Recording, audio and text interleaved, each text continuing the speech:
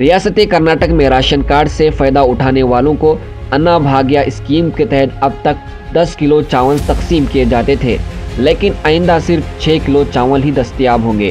اطلاعات کے مطابق کووڈ کے پیش نظر 2020 21 مئی سے 31 دسمبر 2022 تک مرکزی حکومت کی پردھان منتری غریب کلیان اسکیم کے تحت عام تقسیم کاری نظام کے تحت ریاست کے ترجیحی اور انتودیہ راشن کارڈ کے ہر ایک مستفید کے لیے 5 کلو چاول تقسیم ہو رہے تھے۔ اسی کے ساتھ قومی غذائی تحفظ ایکٹ کے تحت ریاستی حکومت کی جانب سے بھی 5 کلو چاول تقسیم کیے جاتے تھے۔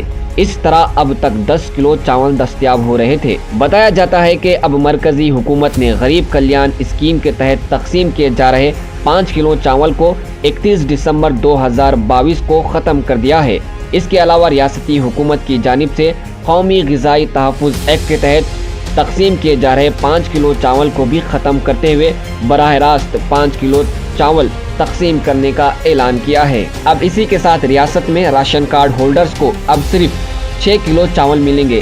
ریاستی حکومت سے 1 کلو اور مرکزی حکومت سے 5 کلو چاول تقسیم ہوں گے۔